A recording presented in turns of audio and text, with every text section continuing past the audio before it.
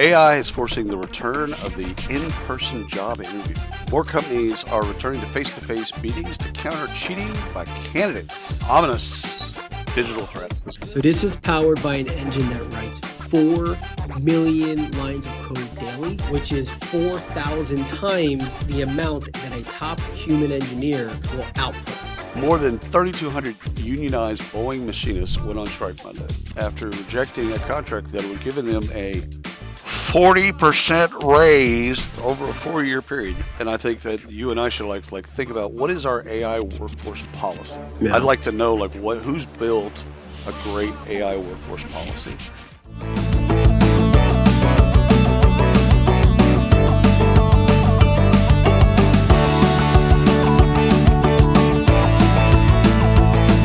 What is going on, everybody? Ryan Leary, William Tincup here with another episode of the BARF. William, I promised I was going to come up with a new intro. Well, and I did. Ryan, it's one of those deals. It is important. It is. But not critical. It's, you're right. You're right. Unfortunately, again, you are right. You had a busy week. Yeah, unfortunately. Here's the deal. You'll get to it when you get to it. I will try. You know what? We're going to be at Podcast Movement next week. Mm-hmm. Well, we will work on a new intro. Maybe we'll find some tech out there and it'll just give me. I'm down with that. I am so excited about that, to be a newbie at the conference. I'm giddy. It's so long. I've been at a conference where I've been a noob, and so I'm just excited to blend in with all the other noobs. I'm excited to see you sit in a content session and take notes. Oh, I won't be taking notes, but mental notes, yes. But notes. So we got 2 things coming up. Well, 3 things actually. We've got Podcast Movement next week, which will go, and we do have one coming from the network, which is awesome. And then we talked about this last time, but it was at the end of the episode, so let's pull it to the front. We are now the official podcast network of HR Tech 2025. So we are going to be live in the booth somewhere in the expo hall. I think it's the front, the big booth, the whole network. So anyone from the network's there, we're all going to be there coming in. And so if you're there and you see us, please stop by, say hi. They'll probably ask for your autograph. They'll ask me to grab their bags. It's all good.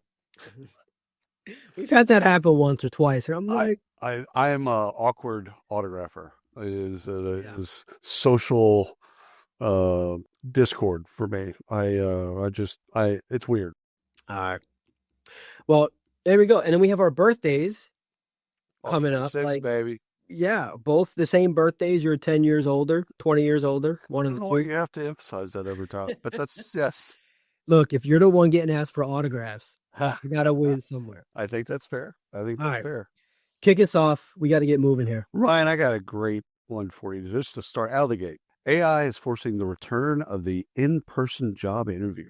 More companies are returning to face-to-face meetings to counter cheating by candidates and ominous digital threats. This is the Wall Street Journal. So you go read all about that there if you like. So my take on this is as if humans don't have biases. Okay. I like in-person interviews for jobs where you're going to work at the office. Like if you're going to work for the bank, I like in-person interviews. I've always liked them. Yeah, you meet the person. It doesn't zero out fraud in recruiting, but it does kind of cut out some of the AI bullshit. So I do. If it's a remote job, okay, that's difficult. Mm-hmm. But you know what? If you're going to work for Chipotle, yeah, let's do the interview at Chipotle. Yeah, why not? So the AI, because of AI, we're being forced to get into the office to interview. Recruiters, man, when you read this article, Ryan, you will love it, because recruiters are like, it's creating more pain to do all of this other stuff. I just rather them come into the office, because they're in the office in these cases. They're like, I just want them to come in the office. I can see that for a job interview. I could see that. Bring your phone, text during the interview. All good. All good. There was an interview I had. This was, I got to say 2003 or 2004. And it was with a bank. I think Commerce Bank, maybe. I think it was. They were the red one. It was that one. Yeah. And I remember going into the interview, and I drove like 40 minutes to get there. And I thought, I'm never going to come here. Like, I'm never going to do this. And I went and I sat like a good person in the interview. And I talked to the guy. He was late, mind you. Then he took a phone call during the interview and he excused himself the second time. And it made me think of it for whatever reason, as you were talking in-person interviews about texting during the interview. Their in-person interviews have never been great or foolproof. You know what I'm saying? But I think that when you read the article, it's like the recruiter frustration with dealing with all the AI. I totally see it. Thing. It's like, you know what? I'm just going to have him here. I'll go through, get them to the place, and then they'll come by or they won't. Just deal with it that way. And then we're going to get to a place where they have masks and the masks talk for you and it looks so human it doesn't matter. All right. So, all right. So ADP, or not ADP, sorry, I'm going to go back. I read an article too, which is weird that I actually have an article that I'm quoting here. It was an article on payroll, of all things. And so what got me was the title was the $400 billion HR tech boom and why payroll still prints money, or something around that title. It was a good article. You probably think I didn't read it, but I actually did. I read this. The article itself breaks down the market and why it's big enough for both like legacy powerhouse, ADP, Paychex, et cetera, and then the fast growth companies, the one we know today, Gusto, Rippling, Deal, all of those to coexist and both print money along the way. So basically the gist of this article was that payroll is embedded in the DNA of every business. And you say this, you can't fuck up payroll. You say this all the time. And we, for some of the companies we work with, when we interview, we're doing a series on Heroes of HR. And it's like, why are we not interviewing executives? Well, because the people we're interviewing are doing the job. And when they push that button, that's a big deal. Like you're pushing payroll for 1,000 people, whatever it is. I remember having a lot of anxiety when I did it. Because once it's sent, I did Paychex and ADP. And when you hit that button, it's finalized. That's going out. Now that might not be right, but that's going out. That's what's going on. So we spoke with Pete. So Pete's on the network, Pete Tiliakos. We spoke to him on this previously. And one of the things, it's just recently actually, and what he said was owning payroll's data layer and using it to upsell benefits. That's where the big market is. And so great article. Check it out if you feel like reading about payroll. We interviewed Tony at Oyster, the founder and CEO of Oyster HR, and he said, in fact, he led with we're a benefits company that does payroll. And it's like, most people would have thrown him off like, no, you're a payroll company that has some benefits. No, you're a benefit. Payroll is a benefit. Turns out. Alrighty. So cities across the U.S. are offering workers thousands of dollars and sometimes perks like concert tickets or gym memberships to convince workers to move to their cities and work remotely from there. Now, this is the Wall Street Journal as well. This is kind of an interesting take for me because normally it's cities that they'll put all kinds of economic incentives to recruit a business to their location, their Economic Development Corporation, the EDC, that they will invest to bring in Toyota North America, or, somebody like that. But this is the first time I've seen cities really their efforts are directed at, they want a higher talent base. They could work for a company in San Francisco or whatever. It doesn't matter. They want them in their city. Right.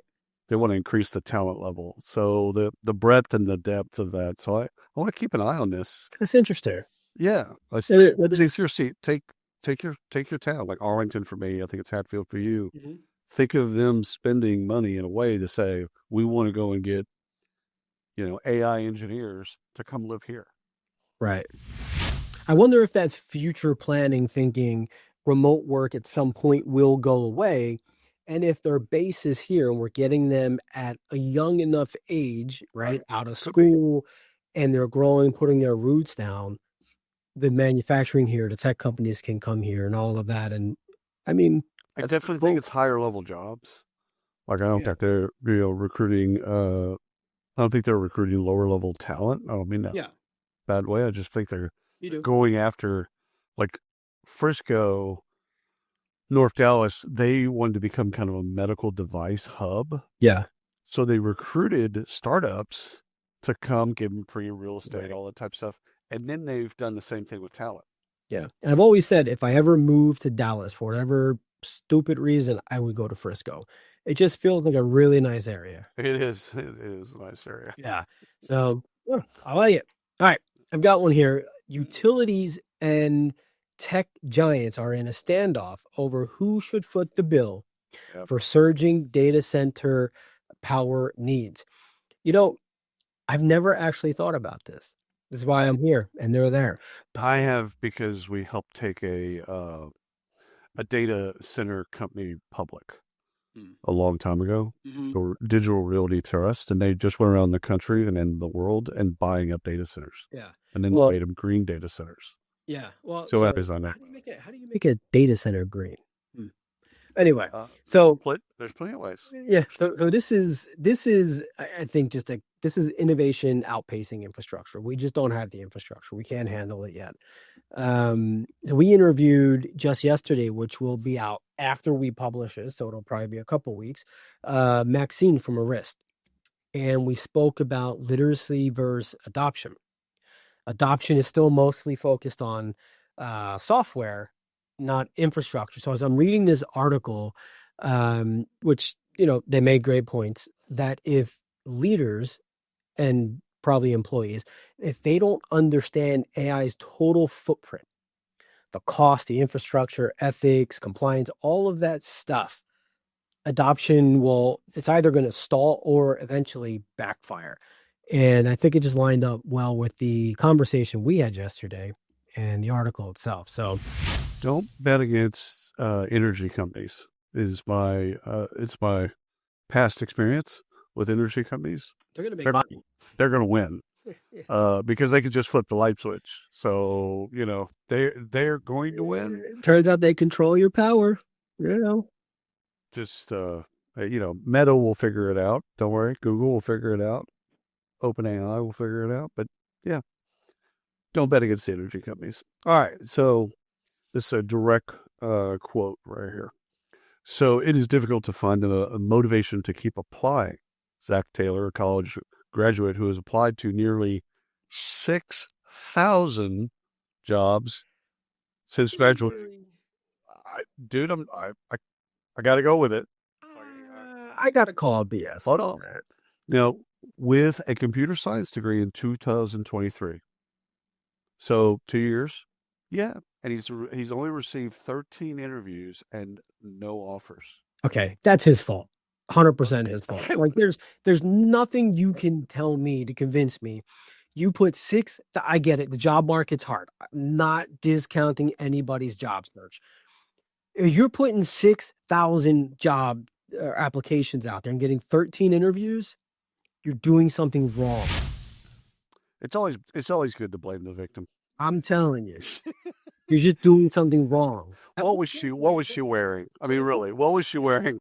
But at what point do you say, okay, I'm at resume application 3,000. This shit's not working. I got to do something different. I think, my take, first of all, this is a New York Times. So go read the story because it is a bit heartbreaking. But you're right. The timing and adjusting to market conditions are things for folks that are recently graduated or attend college and expect jobs on the other side. Like that promise that was there when you went to college, when I went to college, if on the other end of this, a job will be there. It might not be the job you want. Yes, the job's still there. You just don't want to do it. I don't know. I don't know if that's true right now. But the story goes on to kind of conclude with he's now applying to restaurant jobs until he figures it out. So it's a young kid, man. I mean, what did you know at that age? I'm just saying 6,000. I know. 6,000. First of all, the bell should have went off. That sounds like technology doing your applying. It could be. And the wrong use of technology and not doing it properly, not all of this stuff we know you should be doing. A computer science degree, even in a world of AI, I can't help but think that you could learn how to modify your resume to then make that work. Somebody should have told him computer science went out in 2014. Number one. Harsh. I'm sorry, man. Harsh. I'm trying to be Zach. I love you, brother. Give us a call. We'll help you. All right. So, sorry, Zach. I just know I'm going to go through it here very soon with my daughter. Yeah. All right. So, this is not massive breaking news, but I really like what these guys are doing. So I reached out to them, candidate.fyi. So they've got it's an AI fully automated scheduling tool. And so it does a whole lot of slick things where it's doing the group and, bookings, all that stuff. And it takes away all those bottlenecks. This isn't like a Calendly link or an automated email like there's actually legit stuff behind this. Well, anyhow, they are now fully integrated into UKG Pro for an HCM, UKG Pro HCM, sorry, on a Pure Tech partnership. So anyhow, the reason why I wanted to talk about this one is because UKG is big. They serve 80,000 plus organizations worldwide.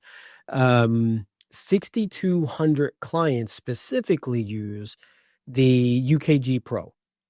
And that's where this integration is directly built into. It's the old Ultimate software, Ultra correct. Pro. Yeah, correct. So anyhow, that's it. It's just a really cool tool, and I reached out to them because I want to see it and play with it a bit.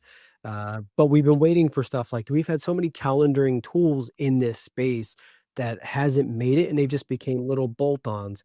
Maybe this one's a little different. Maybe this one. It looks like it's brothers that are founders too. Yeah, I believe so. Yep. That's cool. Yep. Good for them. That's a great partnership. All right. How workplace toxicity played a role in the Titan submersible disaster. Maintaining a balanced workplace with good communication is critical for any successful business, especially when lives are at stake. This is Inc.com, INC. So, do you remember the Titan? Do you remember the bit? It's a submersible that was going down and kind of looking at the Titanic. Yes, and then it like years ago. Didn't it like blow up or something too? Yes, it did. Yeah. Yes, it did. Yeah. Now, if you want to read, like this is on Inc. and it's free, so it's worth reading. This is like the case study for toxicity. So horrible leadership, unsafe business practice, safest protocols, physical intimidation, harassment, list goes on. Anyhow, unfortunately, the submersible that was looking at the Titanic ended up much like the Titanic with dead people. But someone kind of, in fairness, it put itself down there. 100%. No one else put it down there. The company did. They're driving the thing. The owner was on there too, or something, right? It's right. He was, and he was one of the main toxicity people. So, I mean, physical intimidation and shit, like legit. Like this wasn't just like, oh, I got my feelings hurt at a meeting. Yeah. Pervasive. So anyhow, read it because it is a case study in what not to do in leadership. I think there's I don't know if it was a documentary or like a small series on this, not on his toxicity, but that was certainly included in that wasn't the idea of the series. But the way they portrayed him, yes, definitely there. Yes. Yeah, there. All right, cool. So Newton Insights. This is interesting. This is an interesting one. You should tell us this story. Newton Insight rolls out the first cannabis trained AI. And so, this is really interesting. I know nothing about this. I read it and then I kept reading and then I kept reading and then I read it some more. I went to just to find out really what was going on here. It's really interesting to me now. So legal cannabis is a $43 billion market today. and projected to be 130 billion by 2030. Those numbers are low. Possibly. I didn't know what to expect. Anyway, so how does this title work? Not everyone going to go and get high, but there's nearly 430,000 full-time U.S. jobs in the cannabis industry today. That's only going to get bigger. I think sometimes when people say cannabis, they don't understand that a lot of what's being sold at the stores or the dispensaries is not weed. It's not bags of weed like you would buy back in the day. You don't let me get a dime bag or QP. Right. And that's where I was, it's edible. Well, interesting. This is where I got interested in it. Which is pain management and anxiety management, all kinds of other stuff. Yeah. And there's, well, and so I read into it deeper because it's medicinal, obviously. Yeah. There is the recreational piece, but then there's skincare. Right. And there's healthcare and all of this other stuff was interesting. But the other piece of this is the tax revenue. So in 2024, it was 4.4 billion. 2025 is expected to be $21 billion in tax revenue. Oh, yeah. This is actually... I don't understand why states don't dictate it, but there's another part of this that's quite interesting that relates to work is sports franchises that still test for cannabis. When it's legal in Denver and you're testing players on the Nuggets or Broncos or whatever for that, it's like, well, wait a minute. If it's legal in our state, but yeah. So there is kind of another layer of that that's interesting. I just thought it was really interesting, the whole thing. They'll federalize it in the next 10 years. And so that they'll take it basically off Schedule 1 drugs. Schedule A drugs, or whatever it is listed as right now, and that'll just make that done. Right. All right. This is a direct quote. So, if the requirements dictated by this dynamic do not align with your personal desires, you have every right to find a career opportunity that is suitable to your aspirations and needs. AT&T CEO John Stankley is doubling down on the company 5-day RTO mandate in a memo to employees. BusinessInsider.com. Now, first of all, the first thing I read was My Way or the Highway. Okay, that's cool. Again, you've said this many times. If you don't want to work at that job in the way that they do business, then don't take the job. Don't take the job. Don't take it, or if you took it, leave. Yeah, it's okay. They're not going. AT&T's John, he's not going to change. This is the way he believes that business should be done. Right, wrong, indifferent doesn't make a difference. But it is interesting that he's more public than a lot of CEOs. A lot of CEOs are doing it subtly. They're doing it through their ops people or HR or whatever. And no, this he's on for dues. Yeah. Well, that's the way it should be. I mean, you're going to work here. This is what it is. It is what it is. I like that. I like that the clarity. I like that. It's like, this is the job. You want to work at AT&T, this is the job. Yeah. If you don't want to work at AT&T, there's all kinds of other telecommunications companies. Put your suit and tie on and walk into the office. Or apply to 6,000 jobs. Yeah. Good for you. Yeah, you can do that. All right, I got one last one real quick. More than 3,200 unionized Boeing machinists went on strike Monday after rejecting a contract that would give them a 40% raise over a 4-year period. Yeah, that's 10% per year for the math majors. It's on CNN. So a couple things come to mind. Read the room. Robotics in manufacturing is a thing. In my opinion, they should have just taken the raise and been grateful for the gig. And I believe these are going to be the exact same people that'll be complaining in 10 years from now, that they don't have a job. Right. And also Boeing, tough couple of years. So yeah. Just put that to the side. But yeah. Well, they will be working with Zach in about a year. So Zach, call us. We'll help. Zach, learn what you got to learn. Put together a coaching business on how to build resumes, and you can help these guys later. Hell, get a job at AT&T if you I know a guy. I know a guy, John. Yeah, Palo Alto Networks. So we're doing acquisitions, ladies and gentlemen. So we got a couple of acquisitions that we want to talk through. Palo Alto Networks, usually known as PAN, announces agreement to acquire CyberArk. Both of these are publicly traded companies. The identity security leader.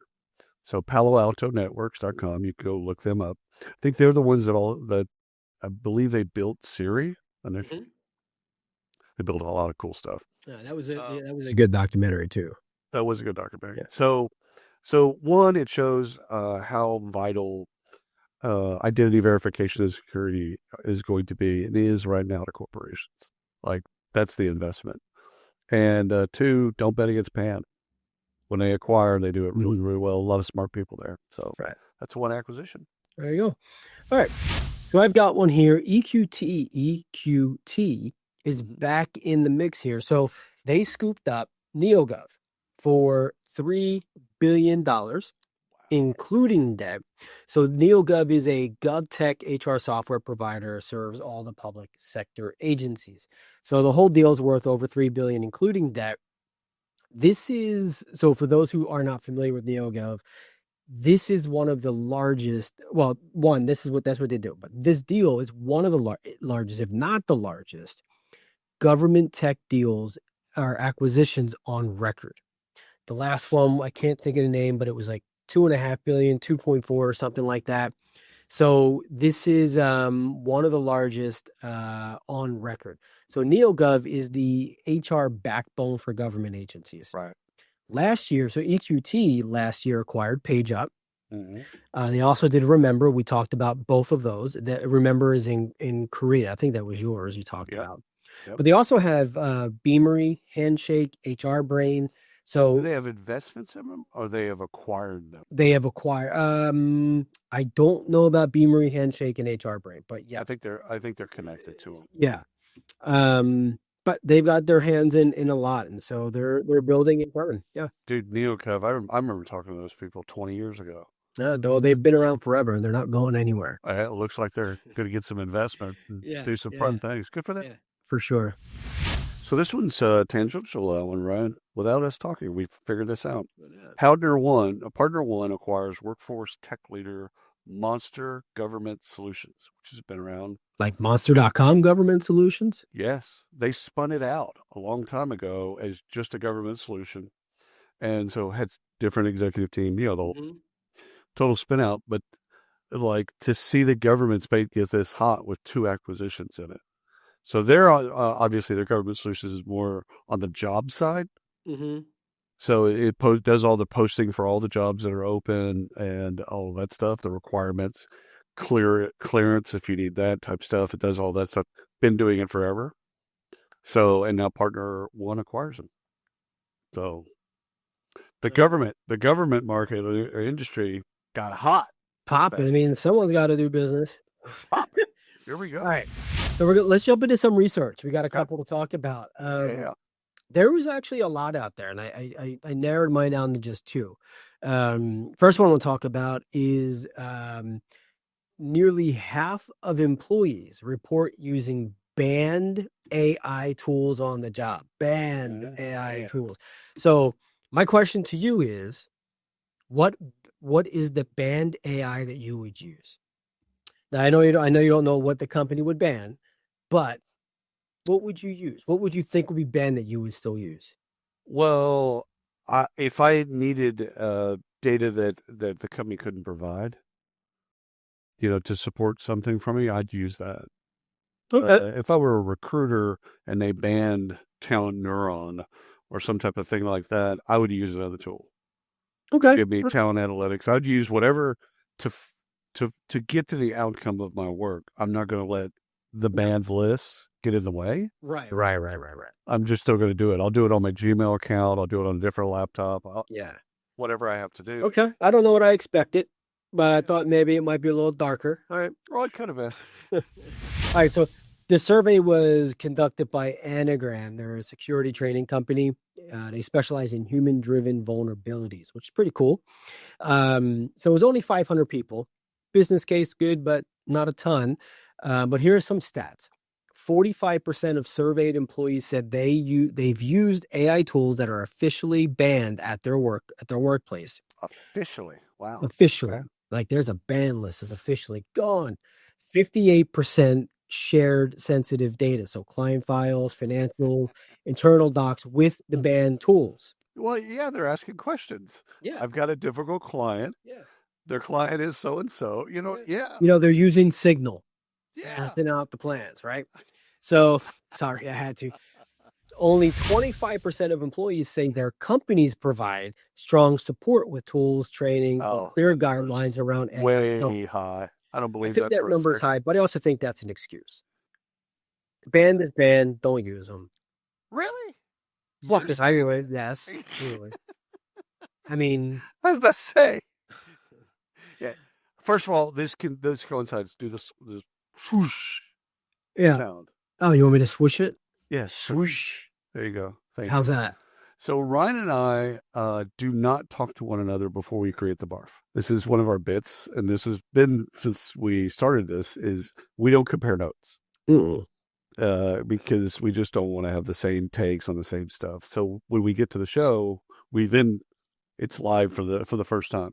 The next story in our research is 68% of employees who use generative AI assistants at work use consumer tools like ChatGPT, Microsoft Copilot, or Google Gemini, and 57% of those also admitted to sharing sensitive information with these tools, according to a recent TELUS digital survey.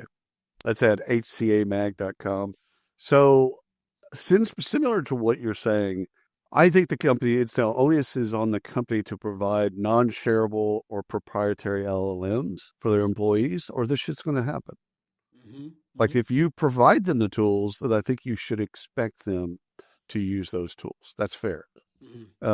If you don't, I mean, we want employees to use AI, check, but we've given them little to no guardrails, right?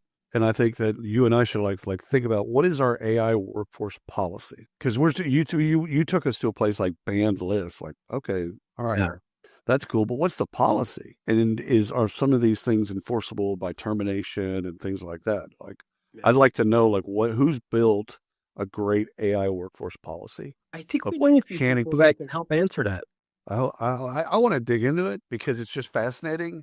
And then like, how often do you actually, or do you update that? Yeah. Oh, Bob Pulver, we're coming for you. Yeah, we're gonna talk. All right. So iCIMS put out their August 2025 workforce report, which reveals that 24% of AI adopters save over 5 hours a week versus just 13% of non-adopters expecting similar gains. So I read this, and it was actually a good report. I'm not a fan of all of these AI reports. I feel like they're just a bunch of content crap. Let's get the content out there, people click and all that. But this one was different, a little different. It's tying adoption data to both recruiter output and the candidate sentiment on the entire process. So basically, here's what AI is worth right now, and here's where you'll screw up screw up trust on the candidate side. Right. If you're not, or employee side, if you're not using it right. So they surveyed over 1,000 people. They always do. They do a great job. But I thought it was an interesting survey. I'll give you a couple quick stats though.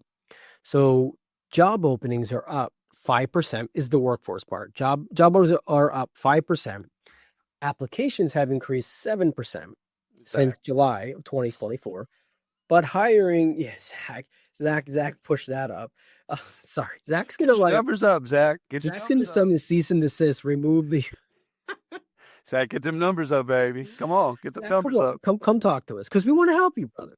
But hiring is down 10%. So, I mean, Zach's got a point, right?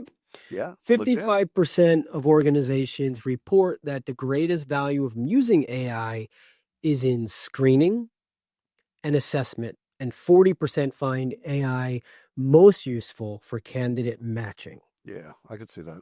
That tracks. Those are the three key areas, which is interesting because we just did a live stream with Shally Steckrell on tech assessment with Global Pros, and so we'll I know they've got some stuff. Maybe we'll send it out to everybody. Final stats: 62% of millennials and 59% of Gen Z believe AI can speed up the hiring process. Well, I like that. Yeah, so they're open to it.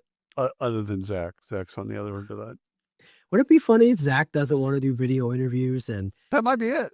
It could be something that simple. I don't want to take tests. This poor guy. No, I mean, seriously, it could be that simple as I don't want to do skills assessment. Yeah. Maybe. I guess. Could be. Zach. All right.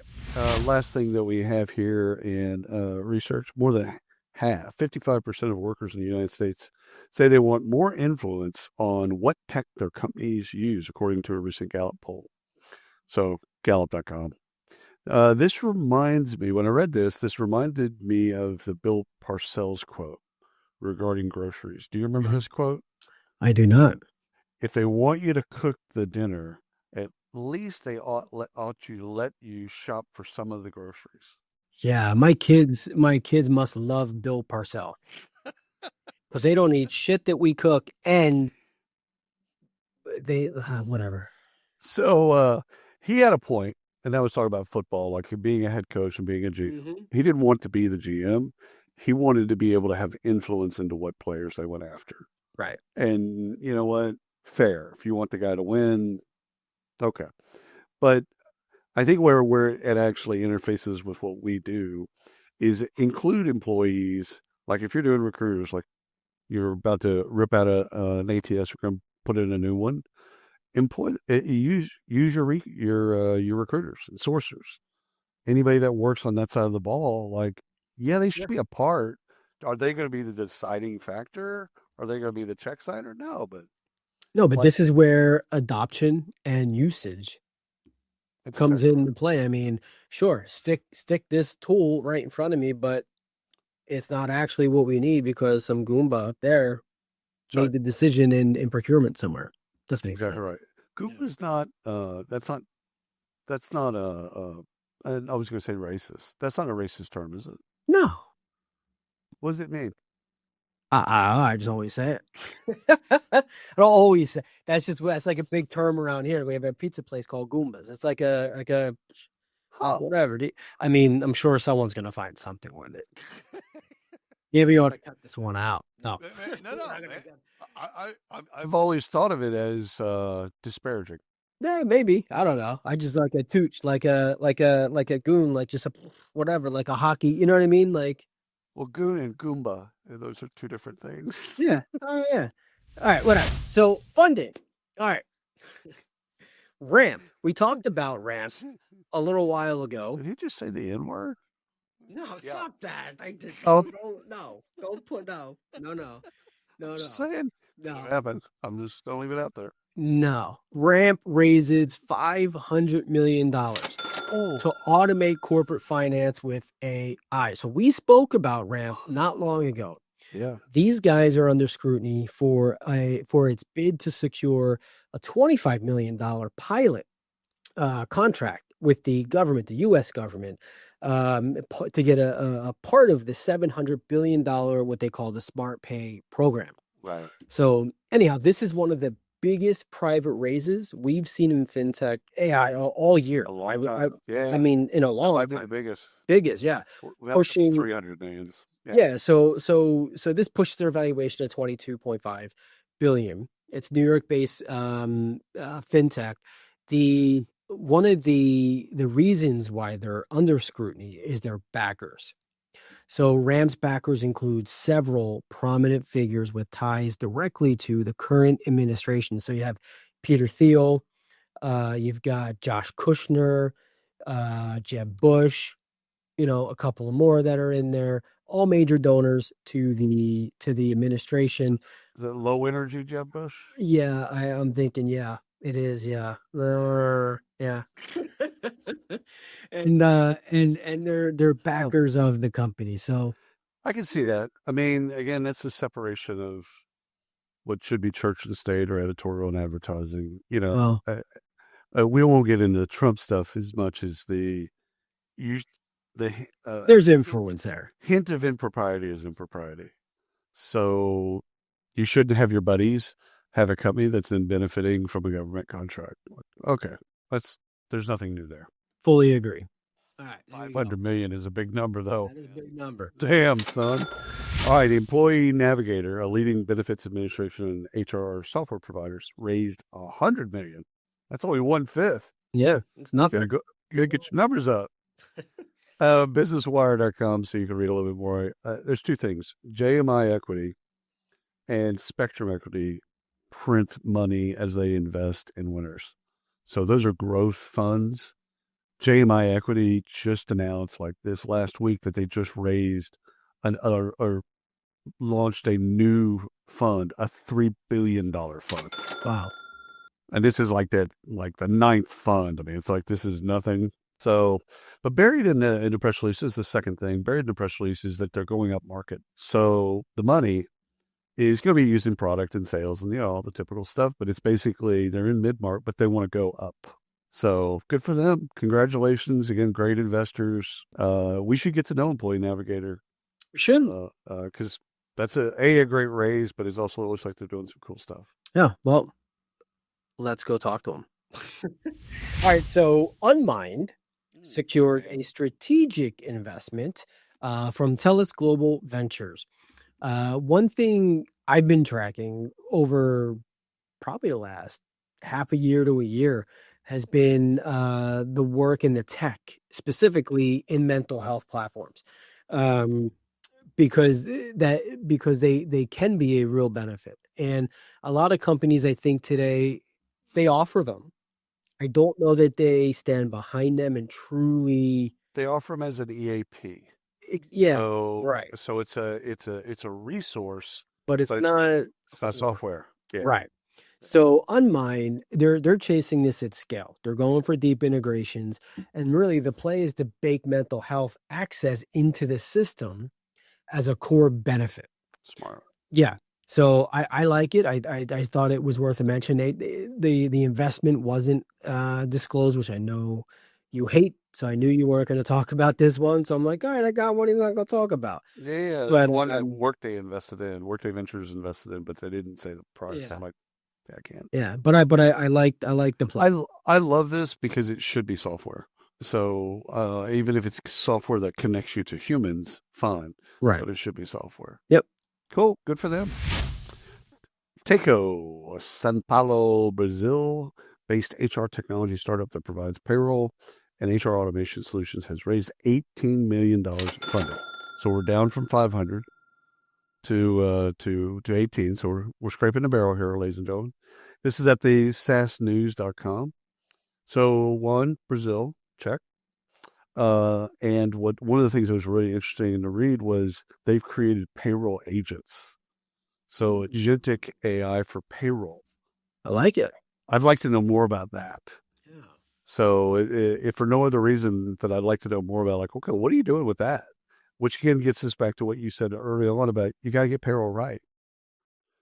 So maybe agentic AI is a way of confirming things in the process of saying, hey, this is the days you took off. This is what you have in RTO, blah, blah, blah.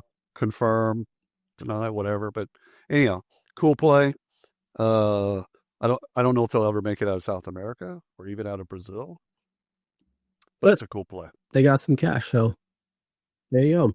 All right, last one for the day. Julius AI. I like the name Julius AI. Julius. Julius. $10 million seed round. This is led by Bessemer Ventures partner. Bessemer. With participation from Y Combinator, Horizon, VC, and a couple of others. So that's badass. Yeah, so the backers here are important. So outside of the ones I just mentioned, they've also landed a few notable angel investors, including the founders of Notion, Vercel, is it Replit, but Perplexity, Intercom, Dropbox, Zapier, and Twilio. Damn. So who's in Silicon Valley? That's a pretty good set of angel investors, right? So they're doing something here. They've got something cooking, and I'm curious. So This is like having a data scientist on demand. So you plug in your data, you ask it some questions in plain English like we do, and then it instantly runs the analysis, creates visuals, gives you answers, all that stuff that we're used to today. I love that. Here, check this out though. So this is powered by an engine that writes 4 million lines of code daily, which is 4,000 times the amount that a top human engineer will output. 4 million lines of code a day. Zach, sorry about that job thing, man. That's not going to work out. I told you don't go to comp sci, Zach. Come on now. Good Lord. I'm sorry, Zach. We love you, brother. Come to us. We'll put you on. We'll talk. We'll get we use Zach's name in the title of the show. Oh, so it's search optimized. So bad. Hey, this has been a wonderful show, Ron. It has. It has, man. Next week we're out, so I will see you in just a couple of days. Be down in Texas, baby. We'll be down there, because yeah. All right. Yeah. So don't wear jeans. No. I'm gonna roll into this event with shorts and a t-shirt. I think I am. That's what I'm wearing. I don't know if they like that. I don't know. I don't know what these podcasters are like. I'm assuming they're like us. I can't imagine that there's not a lot of vaping going on at this. I mean, they're not going to want to look at wear suits and ties and stuff. I think we'll know who the media executives are at this event. Yeah, easily. Yeah, we'll go to them. All right. Well, thank you all for listening.